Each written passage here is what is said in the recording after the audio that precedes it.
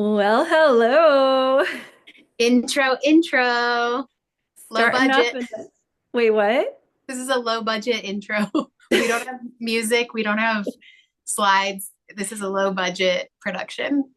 Yeah, just imagine an intro song, Yeah. everyone, and go. I'm imagining the hustle. Imagining I'm imagining the we intro song. That just like goes on and on and on. You Yeah. like fall asleep to it. It's so comforting. It's like the best. I wish all hold music could be we music. Yeah. Anyway, here we All are. right. Another day, another topic, Another listener. We are now up to another. two. That's true. I'll send this to my dad. Okay. Well, today we're going to talk because we both watched this video on Netflix, so I'm sure lots of people have maybe perused it, on Bryan Johnson, and the documentary is called Don't Die. That one is not low budget with everything that's going on with that puppy. No, this is the opposite of low budget, people. High Yeah. budget. Oh my gosh. Also, I keep switching the name of it in my mind from Don't Die to Just Live, which is interesting. Yeah. Don't Die is like such a, it just evokes your like survival instinct immediately. Yeah. Yeah. Well, so okay, when I was an elementary school teacher, they instructed us to like first day of school, you create a collaborative list of rules with the students. Okay. You weren't allowed to put on the rules negative language. So you couldn't say like, don't talk out of turn. You had to put like, raise your hand to speak in class. Or you couldn't be like, don't leave the room without asking. It would be like, always ask for a hall pass. Like it had to be like positive language. Yeah. So don't being like, a kind of negative word, and then die also being a negative word is Yeah. like I see why you make it just live. Like it's like a positive reframe, like Yes, rebranding. it is. My subconscious is like completely booting out the don't die vibe and being like, we gotta workshop this. Just live. Oh my gosh. Yeah. Okay. It's like, okay, we'll have to circle back to it. I'm just thinking of some like meta stuff with it. But, anyways, you wanted to provide an intro about this person. Okay. Yes, but I am also tempted to go into the meta of the concept of don't die, but it's fine. Let's do this part first.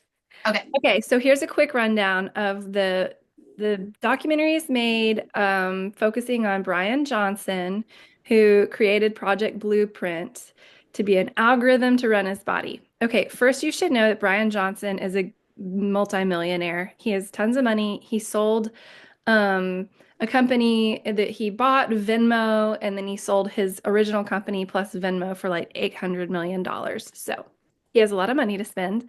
And while all people have different interests, his was how does he, in general, he wanted to get his um, rate of aging down. So he's in his mid 40s, and like you can do tests on your cellular biology that'll tell you, like, from a cellular level, how fast is your pace. It's called your epigenetic age. So he tests all 100 plus markers in his blood. He has like built a whole lab in his house. He has access to cash pay, test after test after test. So he's like the most tested human guinea pig ever. And then he developed this blueprint that's like diet, supplements, exercise, sleep, all these different things to try to like hack the most ideal, genetic biology you possibly can as a human. And he has had some success in slowing down his rate of aging.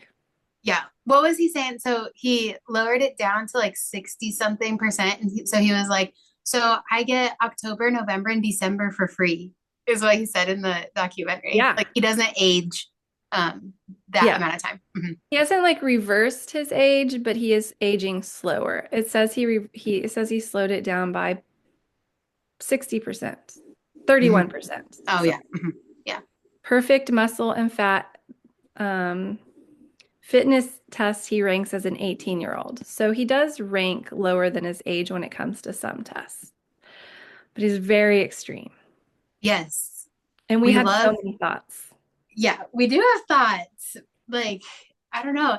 It's kind of like an abnormal psych situation, but not the violent kind, or like, you know, um, it's just really interesting how that documentary ended because it ended up being kind of like a cult vibe or like a cult following type of thing, or just, Yeah. him publishing his whole routine and like all of his supplements and stuff like that, resulting in these supplements selling out like all across the board everywhere, Yeah. yeah, it's just, I don't know, in influencer culture today, it's really interesting to watch like those types of effects on just like spending habits and, oh, he uses this type of collagen supplement, and like boom, everyone buys it out or something. So I don't know. Yeah. Well, that was one thing, but Well, it evolved across the documentary because originally he made it this very altruistic thing where he's like, I just want to be a guinea pig so that we can figure out what works the best to reduce aging so people can live their best lives. And I'm just going to put everything out there for free. And then the longer the documentary went on, like eventually he started selling olive oil and stuff with his yeah, name and brand on it. And then yeah. he started selling subscriptions to his stuff. And then at the very end, he's like gathered this group of people around him where he's the guru and it seems really culty. And so you're like, Hmm. dang, why does it always go this way? Just Yeah. every time. Yep. Yeah. Yeah. Well, as I was watching it, I was thinking of you. So okay, this is how, for our potential listeners, this is how this topic came about. My husband put on a 2024 recap. Okay. There was a scene of Bryan Johnson and like reversing aging or whatever. My husband was like, oh, yeah, you got to get a load of that guy. He's trying to reduce his aging or something like that. I was like, what? So I Googled it and I ended up stumbling across like this recipe book that he has basically, or it's kind of like a web page with like, you can look at which pillow he uses and what sheets he uses and um, all of the supplements, and you can kind of like recreate his routine in a way. And so I was like, I'm going to send that to Jennifer because anything like health related or anything like low inflammation Yeah. is something I want to send to Jennifer. So I did that, and then we started like getting deeper into the hole, and it was like, oh, okay, let's talk about this and what's going on philosophically, what's going on psychologically. So that was kind of like how all this came up. But since you, Jennifer, were like so in my thought process surrounding this, I had like some questions for you as the documentary is going on, like given your current health state and stuff like that. So Hashtag cancer. if you'll indulge, Yes, yes, yes. Let's do your questions. okay, so if you'll Sounds indulge, fun. okay. So I was wondering if watching this documentary caused any resentment for you, like regarding his access to healthcare and like regarding his access to just like unlimited testing when you've like wanted to like ask for certain tests and then be like, no, you can't come back because we can't bill. And then like, oh, you weren't approved for this type of testing and like stuff like that. So like, I was wondering if it caused you any resentment to like watch him super indulge in all of this like medical care. Yeah. Okay, we briefly talked about this, and I have the opposite answer, which is how this is played out for me is that with this cancer diagnosis, I find myself often thinking about how much privilege I have compared to Mhm. other people that have less. So, like, I'm double dipping on two myeloma specialists. I go to Houston to see one. I have one here, and they're both really good. So, and like, my insurance, other than like one thing with the clinical trial, has paid out a ton of money for everything I needed, and I haven't had to argue yet. But like, is it true that if I was a is it true that there's a higher level of access if I was a billionaire? Like, yeah, I'm sure that there's like even my brother or said like he knows people who are on the board at MD Anderson. And like for sure if you come into an organization like that and you're a big donor and you have unlimited funds, I'm sure they put you through to some sort of specialty access, like in experimental treatments. And you can like Bryan Johnson can cash pay all of this. So you can do whatever you want. But I don't know. I have access to so much clinical trial data and things that I think just bandwidth and money and education, like even being in a support groups, like there's people who've had it a lot longer than me that seem to know less. And I'm like, wow, like I just have so much access and capacity with my education to read and learn and study. So Mhm. to answer your question, I don't feel resentful towards him. Um, I would love forever. I feel more guilty, I guess, on a global scale because I know how much more I have than the average person even. Mm. Yeah. Does that surprise you?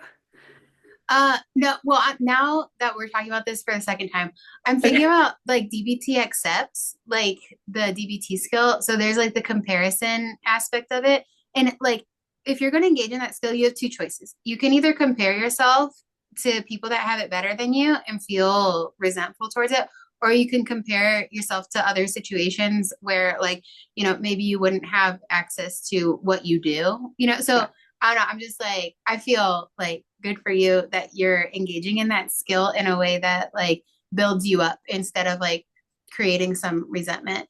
Um, Hmm. and then like you're saying guilt, and I'm like, it's that comes Hmm. inherently with privilege, and I True. think it's hard to sit with that sometimes. Yeah. Plus, if you want to get into my inner psychology, I'll just throw out that like there's multiple moments in my childhood or upbringing where the negative cognition I am spoiled is locked in with memories that I have sort of processed, but not all the way. Mm. So usually in life situations, that comes up first for me instead of, I guess, which would be like I am doing what I can with what I have, or I'm inherently good or something. So Yeah. it's Mm. always lurking back there. Okay. That, yeah, that would be hard. I'm like, I want to set that up. And, like, I know. oh my gosh. Well, Okay, let's see.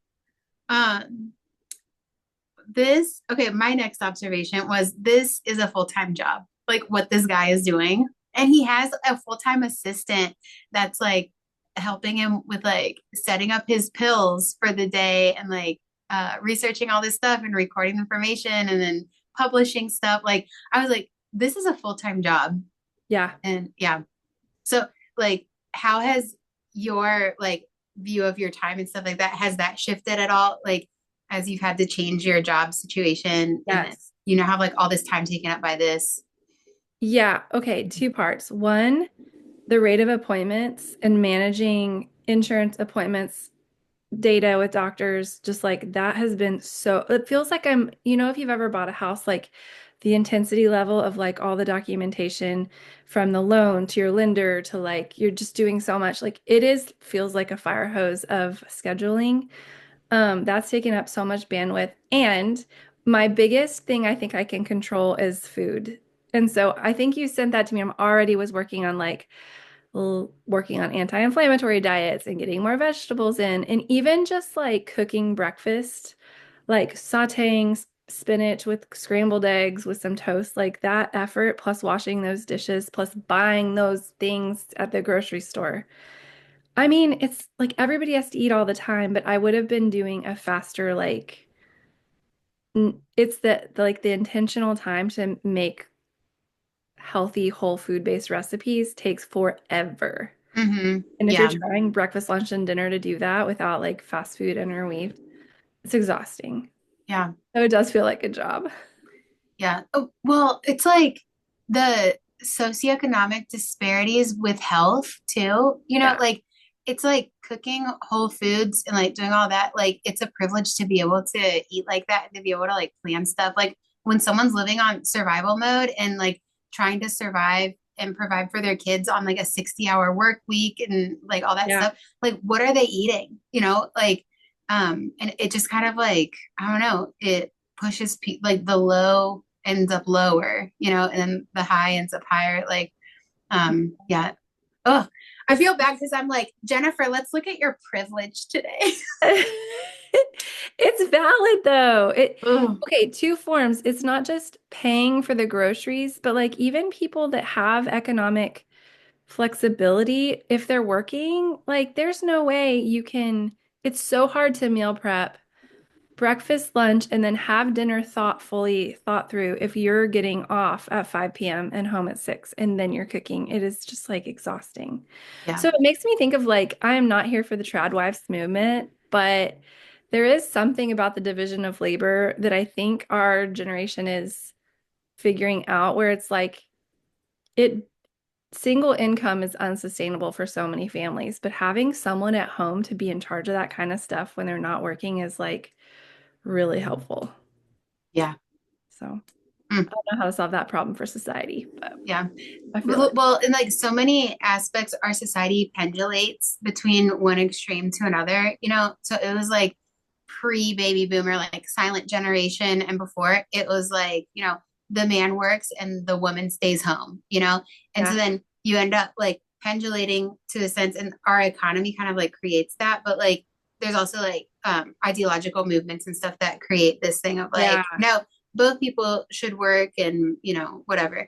And so then like it's bound to swing back at some I point, know. you know, like if it's economically sustainable, or, you know, I don't know, maybe we could just all homestead, you know, Yes. that's our dream.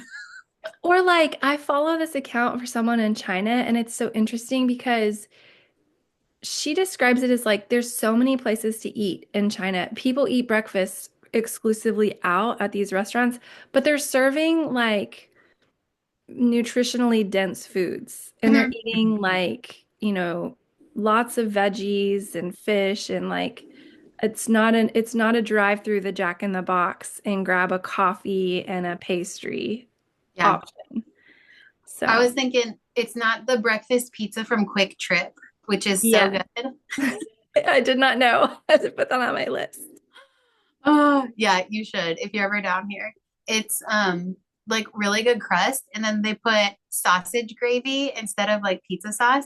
Sausage gravy, scrambled eggs, cheese, bacon, and sausage like as pizza toppings. Yeah. It's decadent. But Do, okay. Do you know what that's not the same as? Let me read you Brian Johnson's breakfast. oh Okay. gosh. Because All right, this is let's what hear. really got us. And I wanted to have this and make it before this podcast, but I didn't. Okay, he calls it the super veggie. It's his Okay. first meal. He takes cooked black lentils, boiled broccoli, cauliflower, shiitake mushrooms, garlic, ginger, and he boils all of that up. And then he places it all in a blender and he blends it up to this like green soup thing and eats it topped with hemp seeds. I can't. Okay. I know. I have dying to try. It looks like baby food, right? Was That's that the thing that had like dark chocolate on it too? yes. In the picture, it's a bowl of this green soupy thing with hemp seeds and then a row of dark chocolate on top. It's just so random. Oh my gosh. Wasn't there olive oil drizzled on it too or Uh-huh. something? Oh my gosh. Or sometimes he takes yeah, yeah. Sometimes he Okay. takes olive oil separate. Sure. I hear my mom's voice in my mind saying, don't knock it till you try it. True. But eating ground up mushrooms and lentils and broccoli and stuff like that, like I can't really imagine it. We'll have to try it. We've got to try it. I've Okay. been doing a ton of lentils because that's like plant-based protein. I just made a pasta salad for lunch that had chickpea pasta and then this like you blend up lentils with green peas and tahini and stuff like that, and it makes like a green sauce. It was pretty Mhm. good. All right.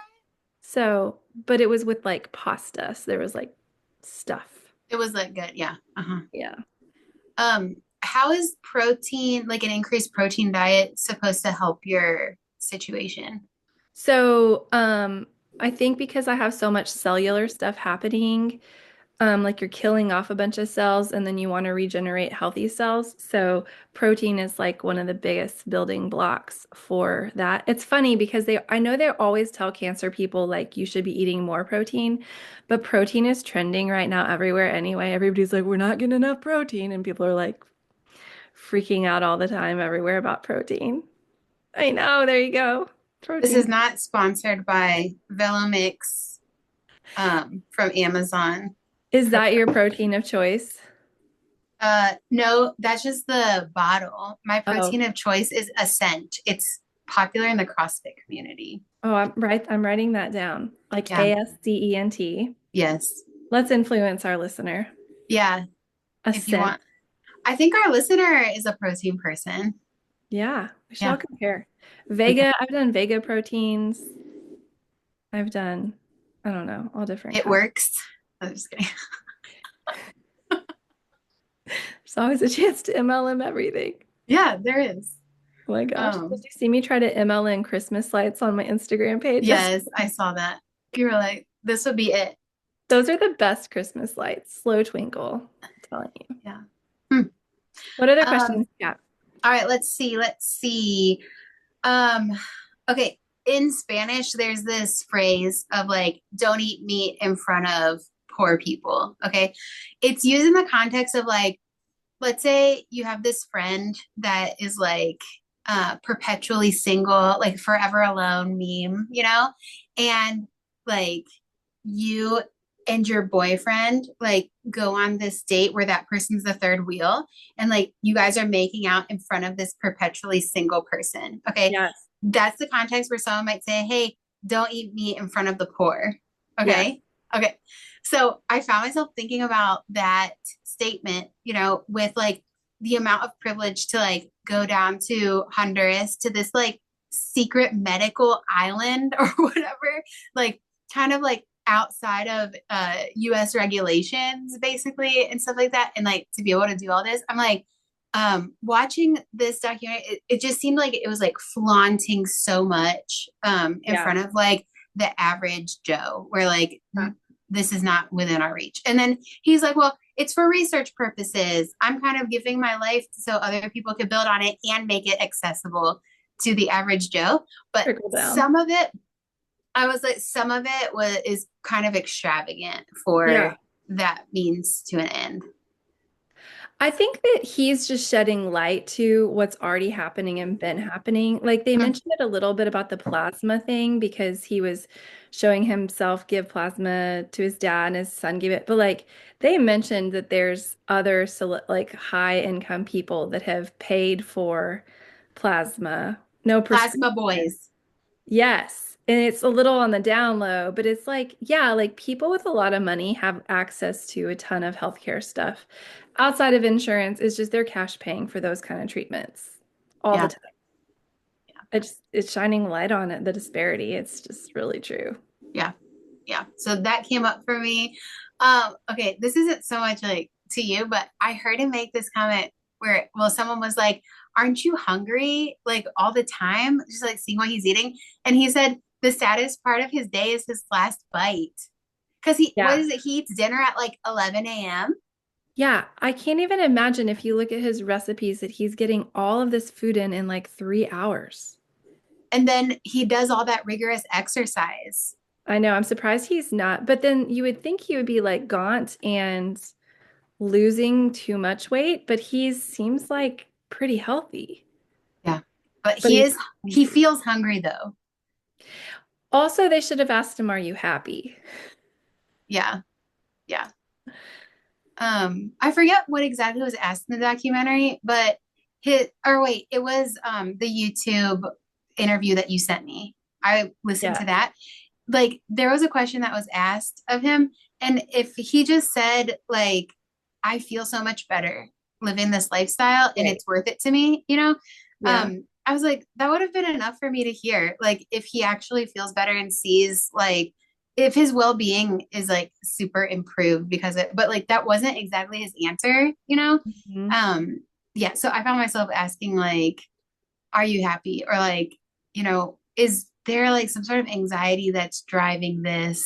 Yeah, I just found myself asking like what might be some of the things that he's gaining from it, because it didn't Yeah. seem like it was in the pursuit of like well-being or happiness or anything like that. It was just kind of like, I'm the most tested human. Like, I don't know. Yeah.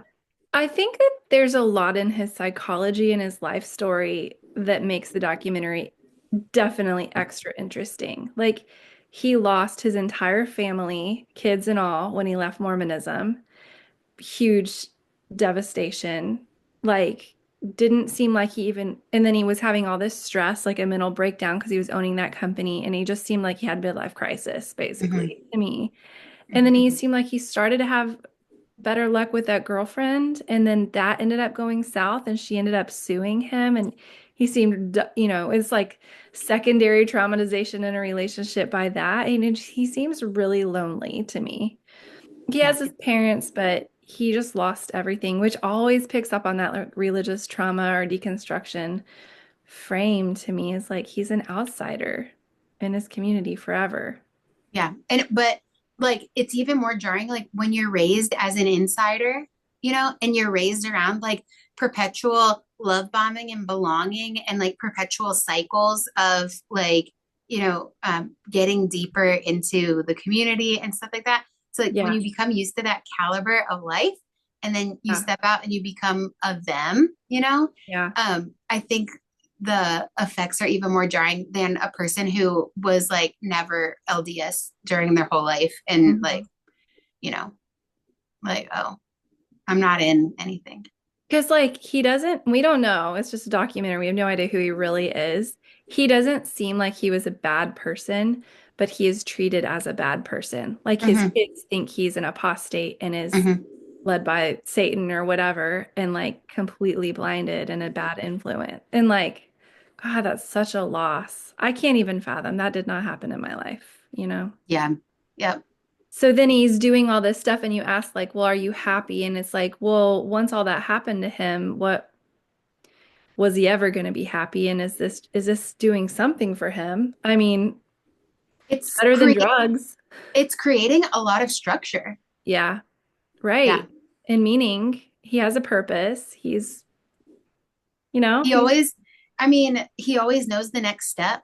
Like he knows what's coming all the time, or he knows like what the next goal is, or he yeah, definitely knows what the next meal is. Like yeah, watching it, me saying yeah. this is a full-time job, it's a very regimented life.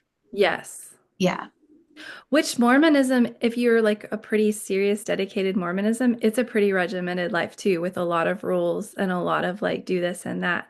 So in some ways, like he found a way to reintegrate that like type of lifestyle in a Yeah. way he made up. So, okay, it goes back to the question you and I ask all the time. Yep. Did he replace fundamentalist doctrine with a new, equally fundamentalist religion or health practice? Like, is this the same old thing, just a different flavor of it? Yeah. It's got some definite overlap. Yeah, like, because, And uh-huh. and is the question to me is always like, and is that what we need? Maybe it is as humans that we need something like that to live an optimal life, whether it's religion or a crazy health plan. Like we need some structure and rigidity. Well, I just found it so ironic that he said in the documentary that he feels freedom with his regimen. Yeah, And so many people that are like in religion say that they have freedom in it, you know? true.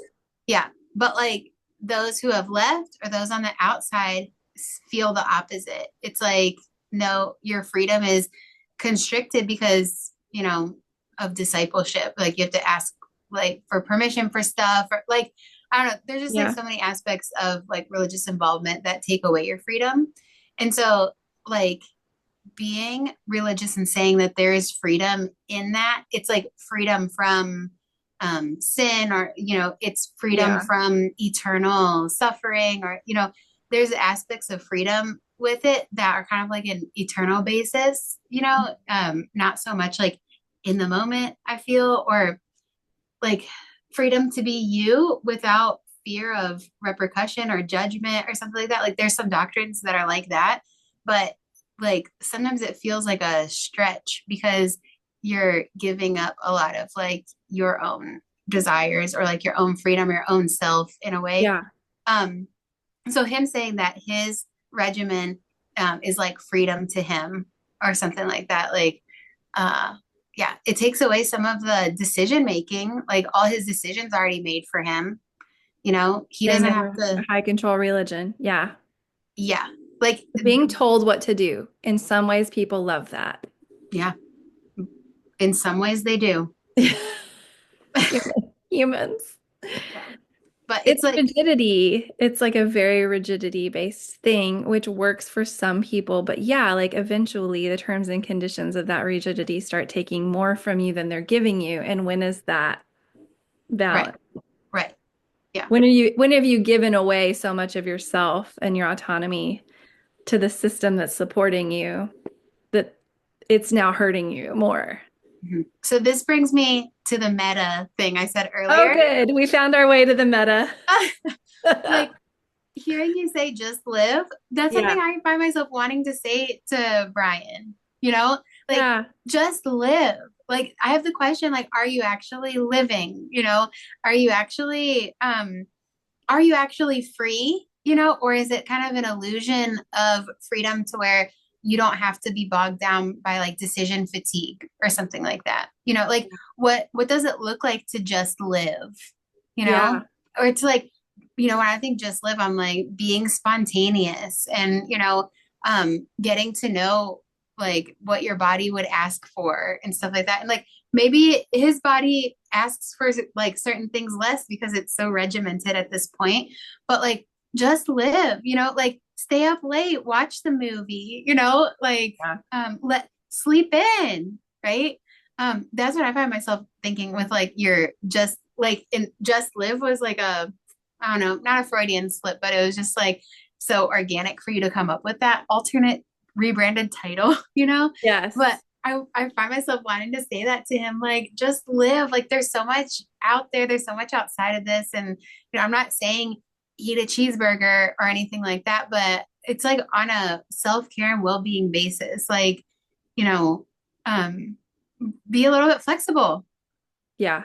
Yeah. Diversify your life Yeah. from this regimen that's all that you do every day, which they tried to show at the end, I think, where he was reaching out to some people and trying to start hiking with them and like forming an organization, which back to what people need, like they need some structured organized community. And maybe that helps him loosen up a little bit. I don't know, or at least find people that will do his journey with him so that he Mhm. can do it next to someone, because that's one way to not self-isolate in there where he's like, yeah, it just more well-rounded. That was the pushback people were giving on the podcast, I felt, where they were like, okay, if you live to 150, but your quality of life is so restricted because of this protocol, like wouldn't it be better to live a more deep and exciting and pleasurable life for 75 years versus this what other people sense, I think you're saying too, is like kind of boring structured isolation for 150.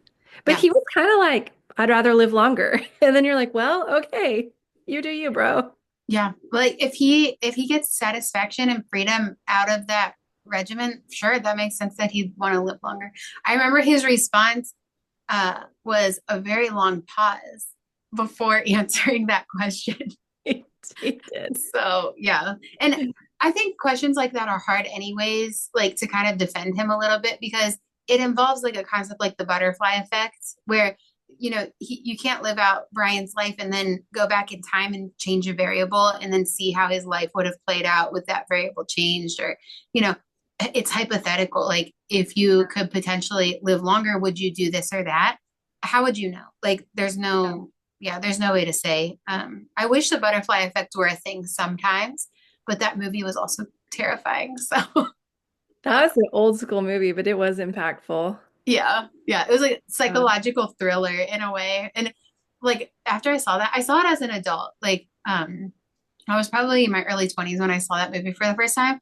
So it was already kind of old, but I was like, for the next week, you know, if this were to change and then this person would be affected and then that person would still be in your life. And Yeah. I was just like thinking about all these different variables that could potentially change. And it was like very existential. But anyways. Well, the other piece that I found fascinating, and this is like my soapbox because we just talked about it for a weekend, is that he thinks, and a lot of people think we're on the heels of a technological revolution with AI. And Mhm. so his whole idea is if I can reduce my pace of aging to catch up to this technical AI revolution, we'll have so much information about slowing aging then that I really could live a hundred time 150. He's just trying to like get himself there. I think that's fascinating. And who knows if it'll happen or not, but there certainly is a lot of chatter about where we're headed. Yeah. Like it's like for you, like you have the hope of numerous years of remission after a stem cell thing, but like Yeah. as you're in remission, they're gonna keep developing stuff to where like if your cancer comes back, if and if it Yeah. doesn't, right? But like if it does, then you'll be able to build on all that progress that was built while you're in remission and it'll Yeah. just kind of like exponentially increase. Yeah. Yeah, because the FDA is like approving like 2 or 3 drugs a year, and there's clinical trials already running. So by the time it comes back, I'll have all that data. I'll be working with a whole different set of facts plus AI, and you just don't even know. It's just like, I don't want to like sugarcoat it, but like it does feel like an interesting time to have something like this going on because of the tech stuff Yeah. to come. Because of the tech. The tech is tech is coming. Tag Scientology. Oh my gosh. And Nexium, Oh famous for the man. tech. Oh Um, yeah, Nexium too. We all love our right. tech. Team Okay, last question is, um, how did you feel with that scene where his kid was going to college? Because you're embarking on that. Ooh, he was, well, this is an interesting question because that's why I went back to work actually, like 5 years ago. Like, I did not want to have an empty nest crisis when my kids started leaving and just like be only a stay-at-home mom where then they leave and I'm like, well, what do I do now? So I went back to work part-time so that I would like immediately have like a life. And not a life, it's a life to be a stay-at-home mom. Sorry. Also, stay-at-home moms are great because they're the ones that are there cooking these nutritious meals that I'm like I've been missing out on. Um, it is a grief. It's such an ending and like I feel really close to my kids. I wrote this down on my notes. Son, father, colon, because there's a lot of stuff going on in their dynamic to where it feels like he's really benefiting. He calls his son his best friend, and I'm like, it feels like a lot of enmeshment. And so to lose your like singular person in the world, an enmeshed person, to college is like a lot more dramatic. And like, I will miss my son, but I've tried to intentionally foster a deep bench of relationships also in my life so that I'm not enmeshed with him, so that he can go do his thing and I can like be okay. Mhm. We'll see. I'm sure it'll still be a whole journey when he's Yeah. actually leaving. Yeah. You know how What they do you say, think? what? What would that be like for you? Fast forward 8 years. Um, well, for me, it's different because I have an only child, you know? Hmm. Hmm. Um, so yeah, it would kind of be like a one and done thing. Like if True. she moves out and then I don't have anyone else to like ease my way into like the emptiness type of thing. Yeah, You it's gonna hit. Yeah, and it's just like all at once, a one-time deal. Like, Yeah. okay, yeah. So yeah, I think for Bryan, like an added layer of complexity was that he had all his kids around him for like that whole time, and then he lost all of them and got this like one-off chance to have one of them back for like a year, you Yeah. know? And so like trying to fit a whole childhood and like create like a longevity type of relationship and stuff like that in such a short amount of time, like yeah, it just adds an added layer of complexity. Like, I yeah. know. Hmm. Yeah. So I don't know. Well, I'll be Past, here to talk you through it because my yeah, my last and yours are all they're gonna leave at once. Almost yes. year, 2 years apart, 1 year Yep. apart. Yeah. So we'll see. My daughter now, she's kind of like, I'm gonna go to college right nearby and I'm gonna live at home throughout college. So that's her idea right now. Which it's probably gonna change. But yeah, I don't know. I can't really imagine it. And so I don't know. That kind of made me feel compassionate towards him of like, that would He be is hard. sad. Yeah. And now I'm thinking, like they always say it's lonely at the top, you know? Yeah. Like ever since he became an executive, super independently wealthy and stuff like that, it's Yeah. like I agree. friendships are different for those types of people. People I don't know, just like the access changes in a way, Yeah, So I agree. it it has to be very lonely in his situation, like not only the deconstruction piece, where you're kind of like shunned by your religion and like everyone you knew and all that, but like being a top executive, being super, super wealthy, and so that, or for him now, like always second guessing, why are people getting close to me because of what happened Yes. with that relationship? Yeah. That's rough. That's not something the average person understands. Yeah. Yeah. And it's probably hard for him to attract people like him because people, they're like you're saying, it's like an exclusive group of people who have that much money and they're all doing their own lives. It's not like, how do you find friends at that Well, thing? and they all have their own lives that are radically different from his because his life is very radical. Like he was talking about dating and like going on the dating apps and stuff like that. Like, what do you put in your Tinder profile if like that's your whole life? Like, it's such a Yeah. yeah, it's so time consuming and stuff that like I was like, with that type of schedule, how do you go on a date? I don't know. That's one of the trade-offs I think he knows he's making is that he wants to do this whole thing. Maybe he'll come around and change. I mean, people change as they go, Mhm. but he's into his plan and he's like, well, if you can't fit in my plan, fine. But like, I don't know how anyone could fit in that plan or would want to. It doesn't seem appealing. Yeah, I don't know. He It's was a a character. it's a different lifestyle. Like I said, like this isn't a type of case study that you can create. And, like to study child abuse, you don't create the conditions for that. You study case studies that emerge. Right. Like this is a case study that like it has emerged. It's Yeah. just like you look at that one guy and you're like, all right, like what's going on there? Like Yeah. it brings up some philosophical questions. I was like, okay, does don't die as a concept equal the pursuit of eternal life? Yes. Yeah.